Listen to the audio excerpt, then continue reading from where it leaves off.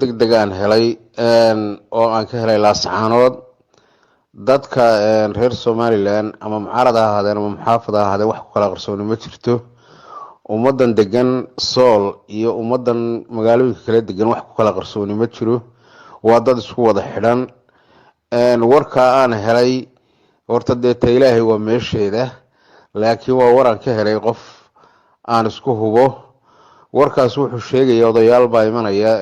magaalada Garowe odayaasha waxa loogu yeeray arrimo badan oo aydan ogeyn odayaasha waxa la doonayaa in Garowe horta lagu soo dhaweeyo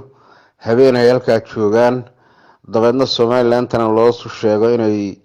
laascaanood ku soo socdaan si wadada loogu baneeyo wadadaas ay soo marayaan Tukaraq Gambare sidaas ay doonayaan laascaanood inay ku soo galaan marka hore maleesiyaadka iyo ciidanka Somaliland baa loo geysiinayaa odayaasha qorshaha loogu yeeray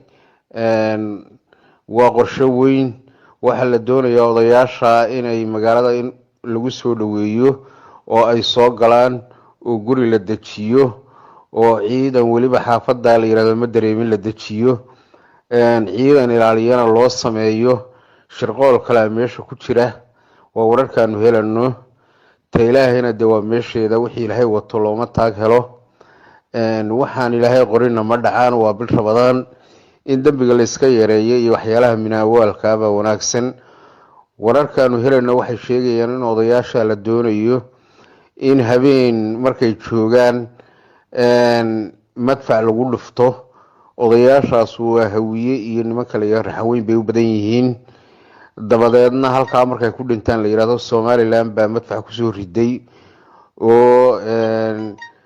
odayaashii laysay dhibkaas marka dadkan xamar degaana waa dad dhaqlo wax ku maqla waa laga aqli badan yahay oo la yiraahdo odayaashii ergada Somaliland baa madfac ku soo tuurto waa la laayay iyagaana doonayeen inay laayaan oo shirqoolaan arrinkaasaan maqlay oo dadka iyo odayaashu lama socdaan laakiin maleesiyaadka abaabulayo kaartooyinka degaya macnaheedu Somaliland iyo dadka ama dawladooda ahaadeen ama koonfursi ay ku kala dhintaan oo laga dhaadhiciyo Somaliland ba madafiicda magaalada ku soo garaacaysa ku dhacday odayaashaasi loo qarajiya la doonayaa marka waxaan uga digayaa Somaliland odayaasha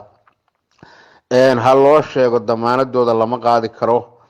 nimankaas dadkan reer koonfureedku ma yaqaanin inaga dhaqan naqaan qarniyo hore inta jeer ay ergalayeen tira ma leh waxyaalaha aynaan garanan bay isticmaalaan siyaasada aynaan garanoo dadka la isugu dhuftay yaqaaniin waxa la doonayaa in la yiraahdo odayaashii waxa xasuuqay ciidamadii Somaliland oo marka dawladooda iyo shacabkooda isla ogsadaan oo la yiraahdo si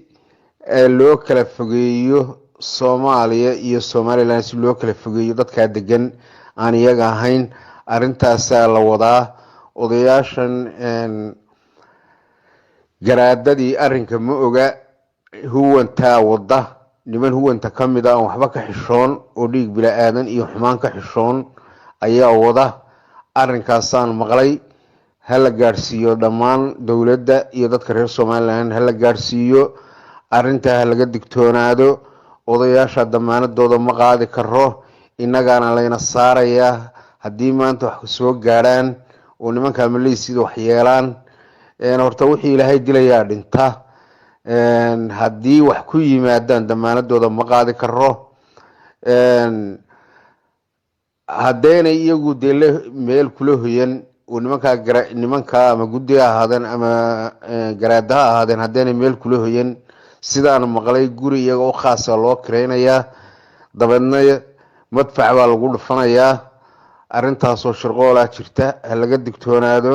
wassalaamu calaykum wa rahmatullaahi wa barakaatuh wa billahi tawfiiq